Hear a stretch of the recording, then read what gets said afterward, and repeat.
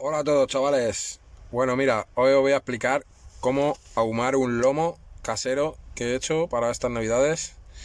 Mirad, hacéis un fueguito que deje unas ascuas más o menos ya importantes y sobre ese fuego le echáis un buen puñado de hojas, de cachitos de cortezas del árbol con el que queráis ahumar el lomo en cuestión. Yo he utilizado un poco de eucalipto y un poco de pino. Y entonces pues le he echado todas las cortecitas y las hojas ahí encima de las ascuas y después le he echado ceniza por encima para que no llegue a arder. Y con ese método no genera llama, entonces simplemente está echando humo todo el rato. Puedes echar un buen montón de hojas y después echarle bastante ceniza por encima.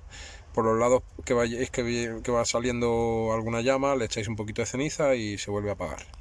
Entonces esto en la parte de arriba tengo puesto, para como va saliendo el humo lentamente, tengo puesto una bolsa y dentro tengo el lomo metido en una tela.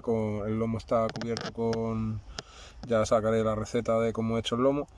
Y he cogido el lomo y después de haberlo tenido en salmuera lo he embadurnado con pimentón y un poquito de aceite de oliva. Y eso he hecho como una costra alrededor y luego lo he metido en una tela, en una telita de estas como las que vienen con los jamones. Y lo he metido cuerda alrededor, que lo podéis ver.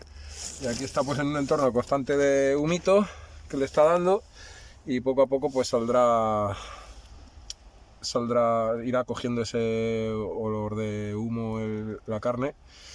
Y bueno, ya espero que en 2 o 3 días ya está terminado.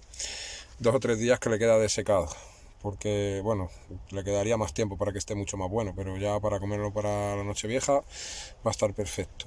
Espero que os haya gustado. Si queréis ver más vídeos como este, dejarme un like, suscribíos al canal y hacedme un comentario con cualquier duda que tengáis o preguntas. Y ya os digo, en próximo vídeo sacaré la receta del lomo, haré uno con todo el proceso para que lo veáis. De todas formas ya grabaré cuando me coma este y pondré un vídeo. Muchas gracias a todos y espero haberos ayudado en vuestras aventuras de Survivors. Hasta luego.